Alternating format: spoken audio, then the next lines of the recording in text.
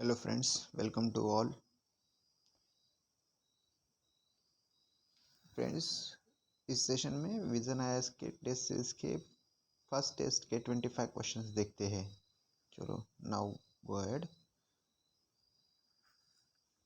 N Indian citizen had declared renunciations his citizenship in 2015, which his son was 10 years old.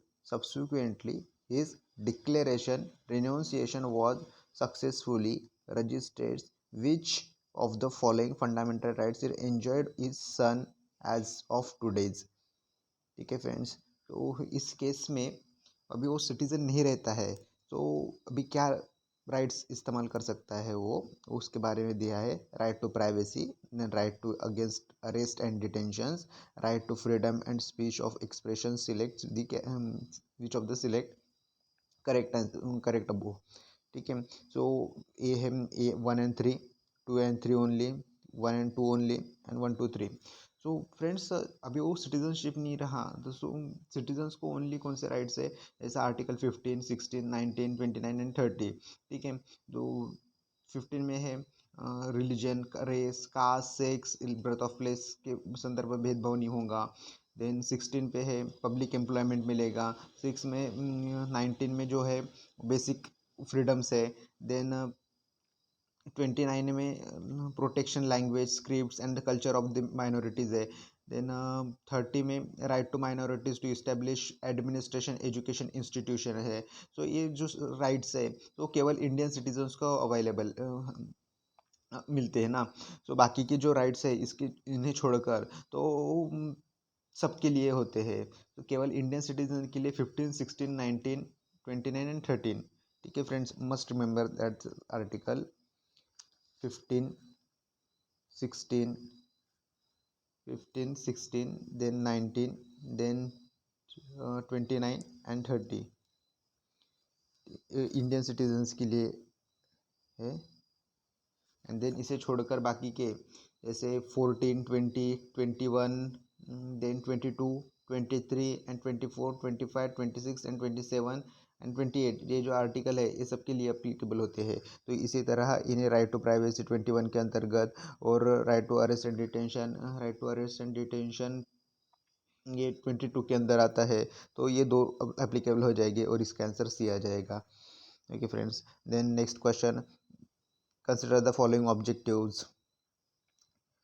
Objective किसके बारे में पूछा है इन्होंने, प्रीएम्बल के ऑब्जेक्टिव पूछा है कॉन्स्टिट्यूशन ऑफ इंडिया के। ठीक है, political justice, economical liberty, equality of status, unity and integrity of the Nations.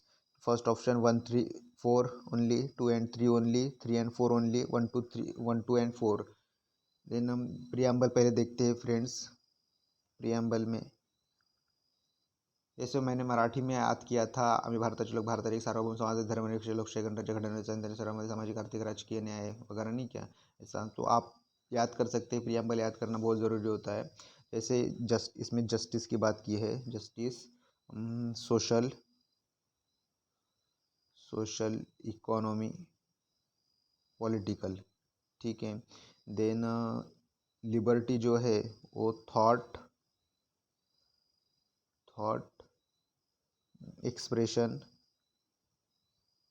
Belief, faith and worship. Then equality, status and opportunity, then fraternity, so all assuring dignity individuals and integrity of the nations है ना।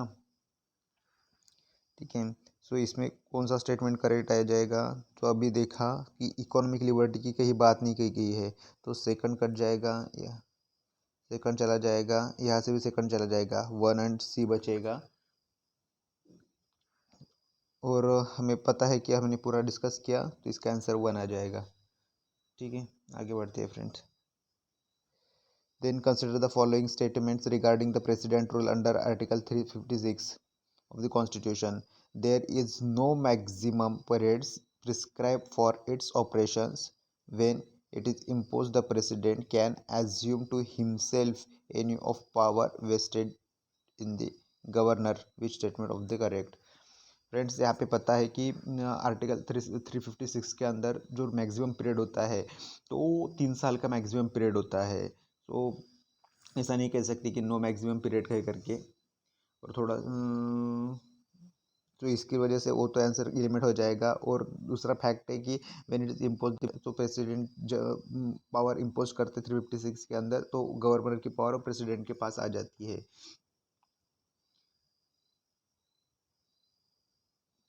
सो आगे बढ़ते हैं friends. Then E9 partnership recently seen in the news, which news is related to promoting hydrological as a fuel, ensuring quality education for all, then developing 5G technology, facilitation vehicles under development countries। तो friends E9 जो forms है, जो E9 मतलब 9 countries का है mainly, जैसे इसमें बांग्लादेश है, Brazil, China, Egypt, India, Indonesia, Mexico, Nigeria and Pakistan. इनका एम जो जो अचीविंग एम से इनका गोल जो है, जो यूनेस्को एजुकेशन में ऑल इनिशिएटिव मिलना चाहिए, ऐसा है।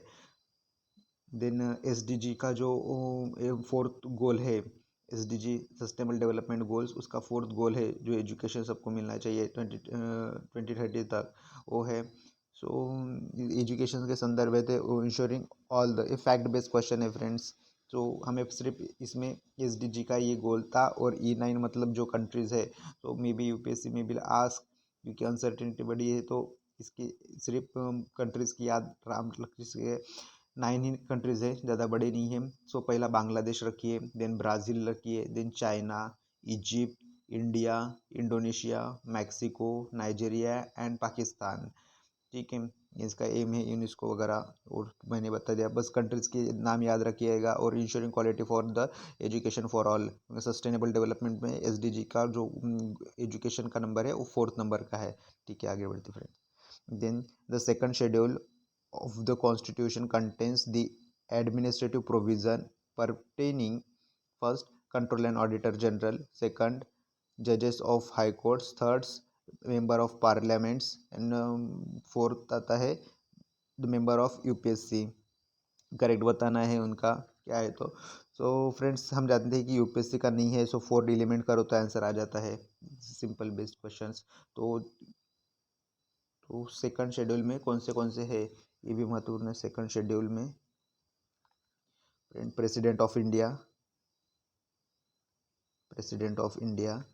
देन गवर्नर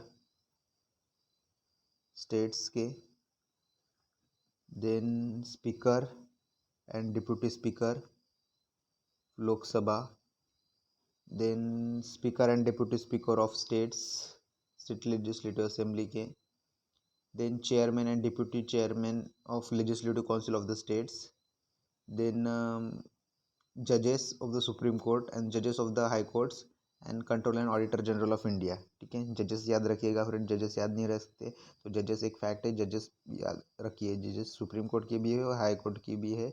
और क्याग है, क्याग भी जनरली याद नहीं रहता तो क्याग भी है। ठीक है फ्रेंड्स।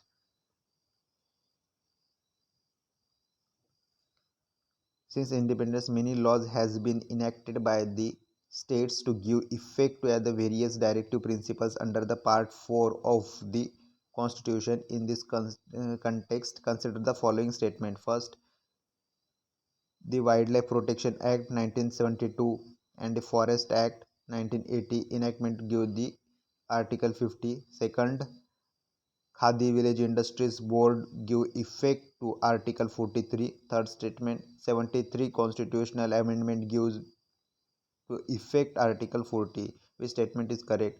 फ्रेंड्स देखो यहाँ पे भी फैक्ट है। तो ये हमें जानते हैं कि 1972 वाला थोड़ा इसका 1972 तो आया था पार्ट 4 डीपीएसपी का है। तो डीपीएसपी के अंदर जो डीपीएस की उसी में बारे में था, क्योंकि उस समय जब संविधान इम्प्लीमेंट किया था उस समय उतने रिसोर्सेस नहीं थे, तो उन्होंने अगले आने वाली पीढ़ी के ऊपर छोड़ दिया कि ये जो है वो आगे जाके लॉ बन सकते हैं। सो भविष्य फ्यूचर में जो भी लॉ बनने चाहिए उसके बेस पे बनने चाहिए, इस वजह से वो डीपीएसपी में छोड़े गए हैं। मतलब जब आगे जाके इंडियन गवर्नमेंट के पास रिसोर्स आएगा, फंड्स आएगा, इंफ्रास्ट्रक्चर डेवलप हो जाएगा, तब जाके वो जो इम्प्लीमेंट कर सकते हैं, जैसा आरटीआई वगैरह है, राइट टू एजुकेशन टी, सो आगे जाके इम्प्लीमेंट हो। तो हम जानते हैं कि right wild life protection act 1972 ठीक है, बट फॉरेस्ट एक्ट 1980 का नहीं है इसके संदर्भ में। सो उसे ही अगर एलिमेंट करो, वन डी एलिमेंट होता है और बी एलिमेंट होता है, देन बचा हुआ सी एंड सी, दो और तीन आंसर करेक्ट आता है। ये फैक्ट है।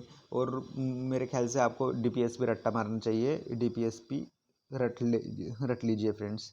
देन दरबार मूव बहुत ज़्यादा न्यूज़ में था, ये तो बहुत इजी सवाल है। दरबार Vista central Vista current base के सवाल आंसर, मतलब करंट बेस के जो है वो डालने का प्रयास किया है इसमें कि बच्चा कंफ्यूज हो जाए, बट हम जानते हैं इसका answer. Then shifting Uttarakhand of high court नहीं है।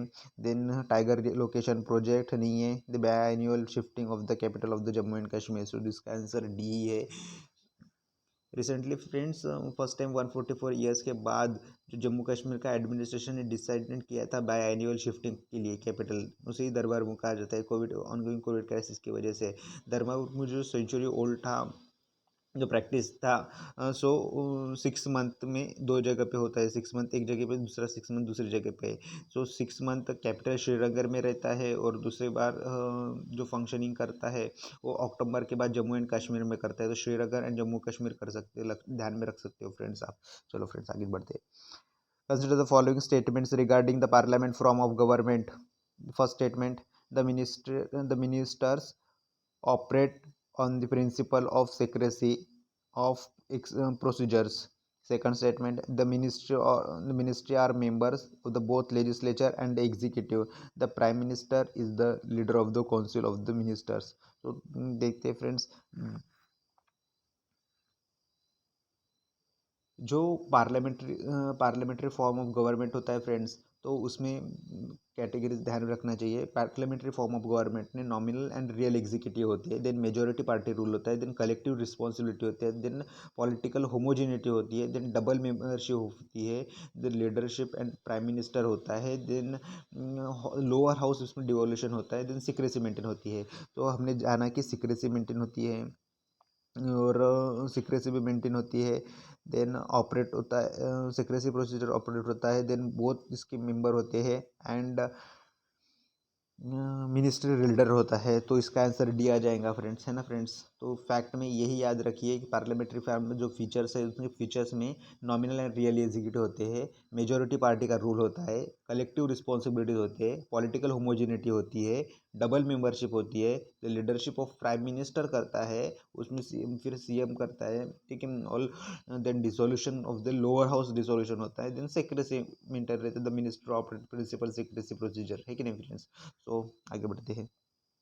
With respect to the effect of national emergency on fundamental rights, consider the following statement. When a national emergency is proclaimed, article 19 is automatically suspended. Second statement, during the national emergency a presidential order suspending enforcement of any fundamental rights requires the parliamentary approval. सो इसके बारे में तो हम जानते ही है कि जो automatically है, तो ऑटोमेटिकली कोई भी सस्पेंड नहीं होता ना फ्रेंड्स। तो फर्स्ट एलिमिनेट करो, और दूसरा तो फैक्ट है कि during the national emergency the presidential order suspending enforcement by the any fundamental rights requires the parliament approval, मतलब कॉमन सेंस का भी सवाल है। तो इसका आंसर बी आ जाएगा। आर्टिकल 358 एंड 359 डिस्क्राइब करता है फ्रेंड्स, जो नेशनल इमरजेंसी है उसका फंडामेंटल राइट जो है आर्टिकल 358 की डील्स में suspension fundamental rights the guarantee of 19 की गारंटी देता है वो कि वो नहीं होगा सस्पेंड करके, ठीक है। देन आर्टिकल 359 जो है वो suspension of the other fundamental rights के बारे में जैसे और गारंटी देता है उसमें भी कि आर्टिकल जो 20 है एंड 21 है वो सस्पेंड नहीं होंगे। Then article 19 containing 6 rights can be suspended only the national emergency is declared on the ground of war and external aggression and not for the ground of the armed rebellion. ठीक है। Then article 19 जो है automatically suspended only grounds on the proclaimed on the emergency और emergency for जो war होता है and external aggression होता है उसी में सस्पेंडेड होगा करके। देन ये जो प्रोविज़न था फ्रेंड्स, वो जो प्रोविज़न था that was 3 initially was added by the 44 constitutional amendment के अंतर्गत उसमें इनिशियली था, देन उसको प्रोविज़न कर दिया था। ठीक है, तो आगे देखते हैं फ्रेंड्स नेक्स्ट क्वेश्चन। ये भी फैक्ट है, who among the following was not the member of the drafting committee. तो ड्राफ्टिंग कमेटी का कोई मेंबर नहीं था। तो हम सब जानते हैं कि ड्राफ्टिंग कमेटी के मेंबर थे Alladi Krishna Swami Ayyar, N Gopala Swami, B R Ambedkar, K M Munshi, Mohammad Saadulla, B L Mittar and D P Khatun. ठीक है फ्रेंड्स, ये नाम याद रखिएगा। Alladi Krishna Ayyar, N Gopala Swami, B R Ambedkar, K M Munshi, Mohammad Saadulla, B L Mittar, D P Khaitan. और इसमें बी एन राव है तो हम जानते हैं कि बी एन राव नहीं थे, सो ए कट जाएगा, तो उसका आंसर ये आ जाएगा। Next question, which of the following statements are correct regarding the constituent assembly? It is the fully sovereign body which could frame any constitution it pleased. It was indirectly elected by the people. It becomes the first parliament of India. ये भी common है कि constitution assembly जो थे, तो constitution assembly constitution बना था 1946 में बनाई गई थी। कैबिनेट मिशन प्लान के अंतर्गत कॉन्स्टिट्यूशन असेंबली बनाई गई थी। ये फैक्ट याद रखिएगा फ्रेंड्स, फैक्ट याद रखिएगा कि कैबिनेट मिशन के अंतर्गत जो बनाई गई थी वो कॉन्स्टिट्यूएंट असेंबली बनाई गई थी। ठीक है, ये तीनों बराबर है। सो और 1949 26 नवंबर 1949 को उन्होंने एक्सेप्ट किया गया था। आगे बढ़ते हैं फ्रेंड्स, इसका आंसर डी आ जाएगा। Consider the following statement reference to the right to freedom of religions. 25 to 28 right to religion का जो है फंडामेंटल राइट्स भी आपको रट्टे ही होने चाहिए फ्रेंड्स। 1 से 51 या ट्राई करो कि वो अच्छे से रिकॉल हो जाए करके।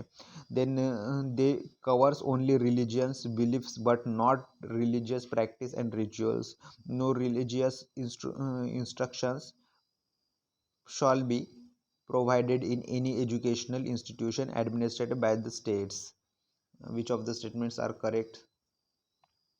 So फ्रेंड्स, हम जानते हैं कि आर्टिकल 25 ये बात करता है equally entitle freedom consciences and right to the freely procedure practice and the propagate religions के बारे में। तो पहला जानते हैं फ्रेंड्स कि यहाँ पे ओनली वर्ड है, ओनली के चलते भी वो गलत हो जाता है, तो पहला तो गया, तो ऑप्शन बी बचा और नाइदर बचा। तो यहाँ पे no religious instruction shall be provided in the any educational institution administered by the states. तो हम जानते हैं 28 के बारे में कि वो उसके बारे में भी बात करता है।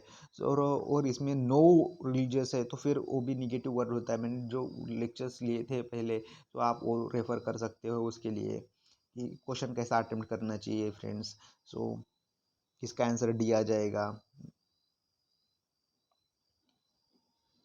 आगे चलते हैं friends. Dual citizenship, then which of the initially not a feature of a federal polity. तो फेडरल पॉलिटी का कौन सा फीचर नहीं है? तो पहले जानते हैं कि फेडरल पॉलिटी के कौन से फेडरल पॉलिटी के कौन से जैसा इंडियन में है फेडरल पॉलिटी, तो उसमें कौन से फीचर्स है। तो ड्यूअल फीचरशिप इसका फेडरल पॉलिटी का सिस्टम होता है, पर यहाँ पे नॉट पूछा है तो फेडरल पॉलिटी का कौन सा सिस्टम नहीं है करके। सो इसका आंसर तो एज आ जाएगा, बट इंडिया में जो फेडरल पॉलिटिकल सिस्टम होते हैं उन्हें देखते हैं, जैसा रिटर्न कॉन्स्टिट्यूशन होता है, रिगिड कॉन्स्टिट्यूशन होता है, then supremacy of constitution, independent judiciary होता है, देन बाय कमर्शियल लेजिस्लेशन होता है जैसे लोकसभा एंड राज्यसभा जैसे, और बाय कमर्शियल और तो स्टेट लेजिस्लेटिव एंड लेजिस्लेशन होता है वो। देन डिवीजन ऑफ पावर रहता है, नेशन एंड रीजनल स्टेट्स में पावर डिवाइड रहता है, जैसे 7 के अंदर है, शेड्यूल 7 के अंदर स्टेट्स का अलग और स्टेट्स का अलग और सेंटर का अलग। ठीक है, सो इसका आंसर फैक्ट बेस्ड आ जाएगा। सो यही इसका आंसर है ड्यूअल सिटीजनशिप। इंडिया में ड्यूअल सिटीजनशिप के बारे में नहीं है, इंडिया में सिंगल सिटीजनशिप ही है। आगे देखते हैं, which of the following provides are fundamental duties part. देखिए मैंने कहा था ना फ्रेंड्स कि मोस्ट ऑफ द क्वेश्चन रहता है preamble, then fundamental rights, fundamental duties, DPSP directive principle of the state policy. ये तो यूपीएससी का फेवरेट टॉपिक है, इसमें से सवाल बनेगी बनेगी, इसलिए आप इससे रट्टा ही मार लो मतलब फ्रेंड्स। देन उस to abide by the constitution and respect by its ideal institutions, to promote improve the rivers and wildlife, to promote equal justice and welfare of the peoples, to promote the spirit of a common brotherhood amongst all the people of India, to promote the spirit of common brotherhood amongst all the people of India। So friend हम जानते हैं कि जो first statement है वो तो बराबर है। देन रिवर्स के भी बारे में इसमें बात की है। Then promote equal justice and welfare, ये फ्रेंड्स जो है वेलफेयर वगैरह, सो इसमें भी है, मतलब ऐसा नहीं है कि हम जानते हैं कि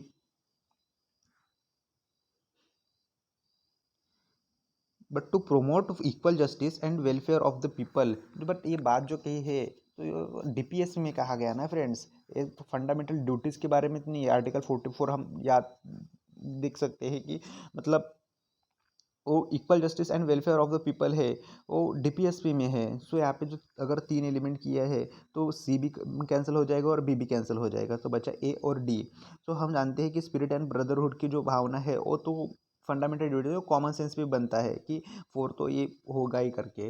देन सवाल बनता है थोड़ा सा ध्यान ले और आर्टिकल 51 ए के बारे में जानकारी ले। सो आर्टिकल 51 ए में कहता है कि to abolish the constitution, Indian constitution, respect the idols and institution, national anthem and flags, then cherish and follows the noble ideals and inspire the national struggle for freedoms, then to promote integrity, sovereignty and unity of India, then defend the countries, performs national service if and the countries requires, then to promote the spirits and harmony and the brotherhoods amongst all the people of Indian renounces and any practices democracy by to human derogatory by human, then to cherish and preserve the rich national heritage of our composite cultures, then promote करता है environmental जैसा lakes, wild life, rivers and forest, then develop करता है scientific tempers, humanism and the spirits of inquiry, to safeguard all public property and to एड्योर violence,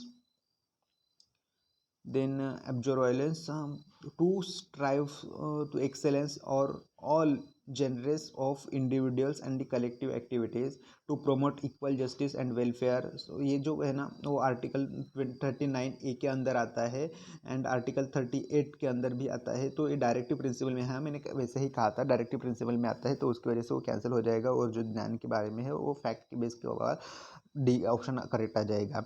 then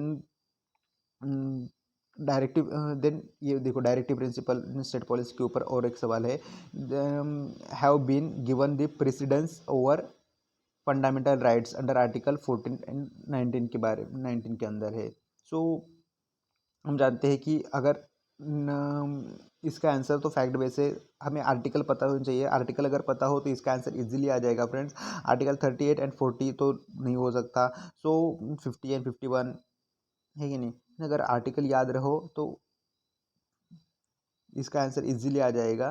then article 14 to 19 के बारे में जो बात करते हैं, सो इसका आंसर 39 एंड 39 सी ही आ जाएगा। वैसे भी एमसीक्यू सॉल्व करते समय एक प्रोबेबिलिटी होती है फ्रेंड, जैसे अगर जिसमें भी सिमिलर वर्ड रहता है, ठीक है, तो सिमिलर की ज़्यादा प्रोबेबिलिटी होती है एमसीक्यू में। सो इसका आंसर डी आ जाएगा वैसे। Then, with reference to the directive principles provided under Part 4, the Indian Constitution, consider the following statements. Promoting cottage industry on an individual or cooperative basis in the rural areas, public assistance in case of the old age, sickness, disabilities, and right to works. Then promoting the education and economic SC, ST, and weaker sections of the society. The promoting voluntary formations of cooperative society, which is the directive principles given the above based Gandhian guidelines. हम Gandhian guidelines के बारे में जानते हैं friends, SC ST भी है, then promoting to cooperative societies भी है, कोऑपरेटिव सोसाइटीज़ 1992 वाला, देन प्रोमोटिंग कॉटेज इंडस्ट्रीज भी है, तो 1 3 4 तो आ ही जाएगा। सो हम जो फैक्ट के बारे में जानकारी है, तो गांधीयन प्रिंसिपल जो है फ्रेंड्स, दो इसमें और एक ऑप्शन बन सकता था जैसे विलेज पंचायती का, तो आर्टिकल 50 के अंदर आता है, सो वो भी ध्यान रखिएगा। देन कॉटेज इंडस्ट्री जो है वो 43 के अंदर आता है। देन डेमोक्रेटिक कंट्रोल जैसा प्रोफेशनल है और कोऑपरेटिव सोसाइटी 43B के अंदर आता है। देन SC and ST जो है वो 46 आर्टिकल के अंदर आता है। एंड देन ड्रग्स वगैरह है तो इंटॉक्सिकेशन तो कंजप्शन के लिए प्रोहिबिट करता है, वो 47 के अंदर आता है। देन क्लाउड स्लॉटरिंग वगैरह है तो वो भी नहीं क्या 48 के अंदर आता है, वो एक सब गांधीयन के है। और जो एजुकेशन पब्लिक असिस्टेंस अनएम्प्लॉयमेंट है वो आर्टिकल 41 के अंदर आता है DPSP में। ठीक है फ्रेंड्स, तो इसका आंसर फैक्ट बेस है तो सी आंसर आ जाएगा।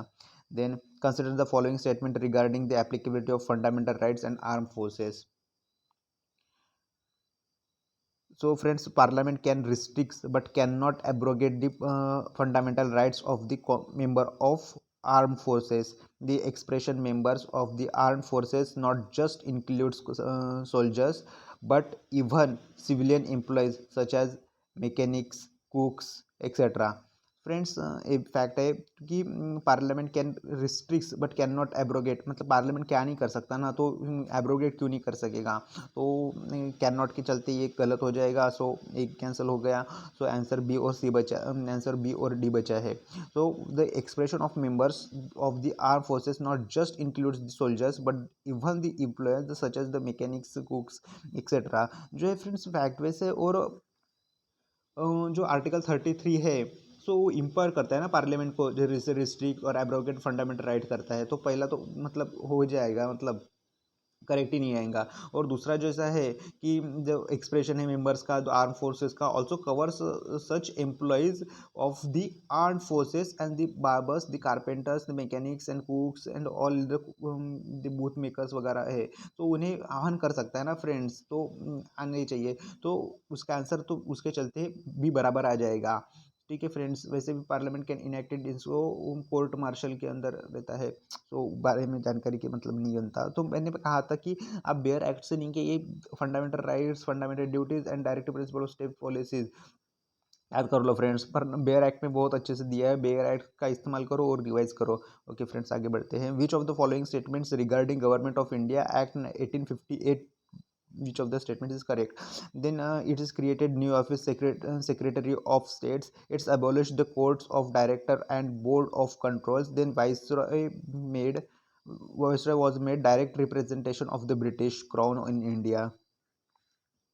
फ्रेंड्स, 1858 के बारे में जो गुड गवर्नमेंट इंडिया था वो इस्टेब्लिश किया गया था, एबोलिश किया गया था ईस्ट इंडिया कंपनी को, एंड जो पावर थी वो ट्रांसफ़र की गई थी ब्रिटिश क्राउन के अंतर्गत फ्रेंड्स। तो इसके अंदर जो फीचर्स दिए हैं जो इसके आंसर की में, उसके अकॉर्डिंग, जैसे ये तो पता ही है 1558 का, 1558 का एक्ट क्यों हुआ था ये जानते हैं, क्योंकि लोग 1558 जो 1557 का 1857 का रिवॉल्ट हुआ था, 1857 के रिवॉल्ट के बाद जो एक्ट आया तो 1858। जैसे फ्रेंड देखो, ये एक्ट कब कब आए हैं, जब जब नहीं क्या मुसीबत आन पड़ी है, मुसीबत आन पड़ने पे जो लोगों ने रिवॉल्ट किए, रिवॉल्ट किए को टैकल करने के लिए गाजर दिए, जैसे स्टिक, कैरेट एंड स्टिक की जैसे पॉलिसी होती है, गधे को कैरेट एंड स्टिक दिया जाता है, गधे को कैरेट एंड स्टिक दिया जाता है। कैरेट एंड स्टिक की जो पॉलिसी होती है कि गाजर ऐसे आगे रख के देन स्टिक ऐसे हाथ में रख के ऐसे लगता है कि गाजर आगे मिलेगा मिलेगा, पर वो मिलता नहीं है। जस्ट लाइक दैट गाजर एंड स्टिक की पॉलिसी के चलते जब जब रिवॉल्ट होता है तब तब नहीं क्या उन्होंने एक एक पॉलिसी इन्वॉल्व की थी। उसी के चलते 1857 के रिवॉल्ट के बाद 1858 का एक्ट आया था। 1857 का एक्ट इसलिए हुआ था क्योंकि लोग दुखी थे, इसलिए 1857 का रिवॉल्ट हुआ था। और ट्रैवल मूवमेंट वगैरह मैंने बताए थे, आप मेरे प्रीवियस के प्रीवियस लेक्चर्स भी देख सकते हो, उसमें मैंने डिटेल में उसके बारे में बताया है। सो फ्रेंड्स 1858 के बारे में जानकारी लेते हैं कि 1858 की जो एक्ट था उसके अंदर जो न्यू ऑफिस क्रिएट किया गया था सेक्रेटरी ऑफ स्टेट्स का, जो कंप्लीट अथॉरिटी कंट्रोल करता था इंडियन एडमिनिस्ट्रेशन के लिए। ठीक है, उन्होंने कहा था कि नहीं वो प्राइवेट कंपनी थी, वो अच्छी नहीं करती थी, पर हम ब्रिटिश क्राउन है, वो अपने आप को जनता ही मानेंगे और अच्छे से आपको ट्रीट करेंगे। देन उनके झांसे में उन्होंने आ गए थे। देन जो कंट्रोल था, बोर्ड ऑफ कंट्रोल था, देन कंट्रोल ऑफ डायरेक्टर्स था पापा मम्मी वाला, वो भी कैंसिल कर दिया गया था इसके अंदर। देन जो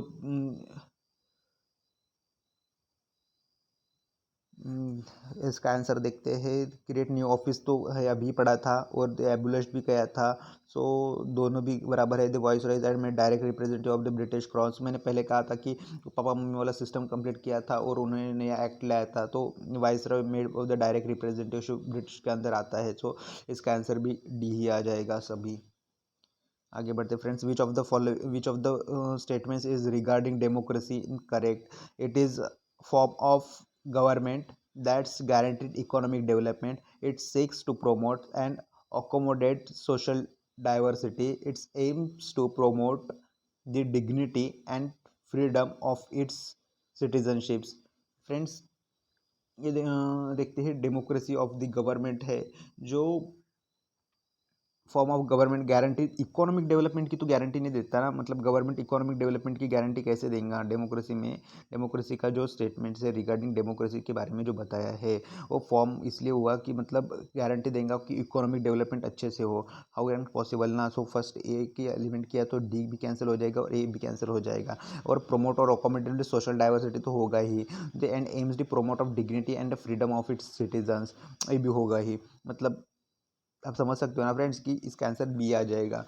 और हाउ कैन द पॉसिबल ना कि इकोनॉमिक डेवलपमेंट की गारंटी देंगे, मतलब है ना। देन इसके आंसर इसके चलते बी आ जाएगा। और आगे देखते हैं। Which of the following can be considered as element of the basic structure of the constitution of India? Basic structure of constitution of India, इसके पहले फ्रेंड्स एक सवाल था, उसमें मैं कॉपी पेस्ट नहीं कर सका उसको बड़े से। तो फ्रेंड उसमें ध्यान रख, उसके आंसर तो डी था, नाइदर वन नाइदर टू। आप जब झेरॉक्स करके उसमें देख लेना। बट उसमें जो था ना friends, the union power community था, वो जवाहरलाल नेहरू के अंदर थे। ठीक है, देन यूनियन कॉन्स्टिट्यूशन जो कमिटी था तो वो जवाहरलाल नेहरू के अंदर ही था। देन जो प्रोविजन कॉन्स्टिट्यूशन था, जो प्रोविजन कॉन्स्टिट्यूशन कमेटी थी वो सरदार पटेल के अंदर, ड्राफ्टिंग कमेटी जो थी तो बी आर अम्बेडकर था। वहाँ पे कोई भी आंसर बराबर नहीं था, जिसके चलते उसका आंसर डी आया था फ्रेंड्स। Then 22nd। और ठीक है, इतना ही उसमें पूछा गया था। और 22nd में पूछा गया था विच ऑफ द, पूछा है कि विच of the following can be consider of the element of the basic structure of the constitution?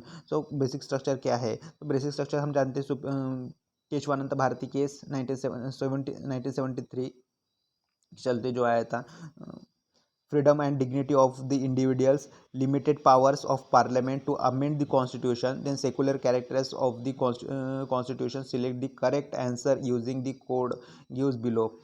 So friends हम जानते हैं कि लिमिटेड पावर भी होना चाहिए, फ्रीडम भी आना चाहिए। और सेकुलर ये जो है बेसिक स्ट्रक्चर, ये तो सुप्रीम कोर्ट डिसाइड करता है। तो अभी अभी के जो मतलब जो जो केस हुए हैं उसके हिसाब से आज तक जो बेसिक स्ट्रक्चर मिला है वो जैसा सुप्रीमेसी ऑफ कॉन्स्टिट्यूशन मिला है, then sovereign and democratic republication nation में चाहे इंडियन पॉलिटी का, then secular characteristic of constitution मिला है, then separation of power between the legislature and executive and the judiciary का, then then social then federal characters आए constitution का, federal characters. Then judicial review को एक बार tackle करने का प्रयास किया था इंजैक की वजह से, बट सुप्रीम कोर्ट ने कहा था कि हमारे इंटरवेंशन नहीं करना चाहिए करके जुडिशियल रिव्यू के अंदर। Then freedom and dignity of the individuals. Then harmony and balance between, दोनों के अंदर हार्मनी रहनी चाहिए। Owner free and fair elections. Then limited power of the parliament amend the constitutions. ठीक है फ्रेंड्स, जिसके चलते ये आ जाएंगे और इसका 133 आ जाएगा।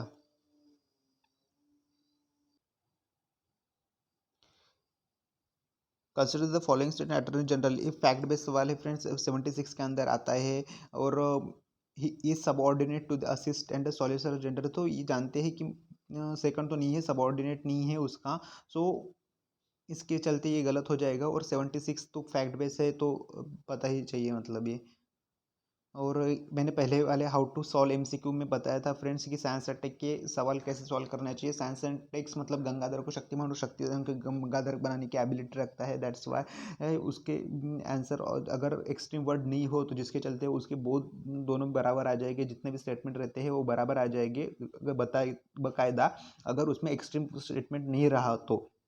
देन इसमें बताया गया कि it is the technique use for the molecule detection relying on the enhance Raman scattering of molecules. And second statement है the technique can be use for the rapid diagnosis of dengue. So जिसके चलते दोनों बराबर आ जाएंगे, क्योंकि Raman effect हम जानते हैं कि वो मॉलिक्यूल डिटेक्शन और जो स्कैटर्ड है रमन, जो स्कैटर्ड है, तो वो मॉलिक्यूल्स की चलने की ही टेक्निक है, वो उसके चलते वो टेक्निक बराबर ही आ जाएंगी। और जो कैन बताया है तो रैपिड डायग्नोसिस डेंगू के लिए तो ऑब्वियस हो जाएंगे ना, जैसे वो स्कैटरिंग इफेक्ट रहता है तो उसको यूज़ करती है फ्रेंड्स। सो इसका आंसर सी आ जाएगा। Then last question of the today, national commission for the schedule caste. National commission of schedule caste, ये national commission of schedule tribes जानते हैं कि कॉन्स्टिट्यूशन बॉडी है जिसके आर्टिकल 338 में आता है। और ये जो है 2004 में 89 कॉन्स्टिट्यूशन अमेंडमेंट से 89 कॉन्स्टिट्यूशन अमेंडमेंट है जो 2003 की, उस 5 बरकेट किया गया था नेशनल शेड्यूल ट्राइब्स से। जो इसका स्टेटमेंट देखते हैं, it seeks to provide safeguard against the exploitation and schedule caste and Anglo Indian communities. Then second statements, it specifies to inclusion and exclusions of caste of the list the schedule caste. And the third statement है it presents to president an annual report to working on the safeguard for the schedule caste. So हम जानते हैं friends कि इसका answer 1 and 3 है। सो seconds तो बराबर नहीं है एक्चुअली, क्योंकि जो प्रेसिडेंट करता है specifies with caste which states the unitaries है ना, ट्रीटेड सुप्रीम शेड्यूल कास्ट के लिए। And inclusion exclusion any caste the presidential notification can be done by the parliament only, है ना फ्रेंड्स। तो ये तो नहीं करता ना, शेड्यूल कास्ट कमीशन तो नहीं करता है कि नहीं, तो ये केवल पार्लियामेंट के अंदर ही ये अथॉरिटी है, जिसके चलते ये गलत हो जाएगा। Okay friends, thank you for the today's lecture.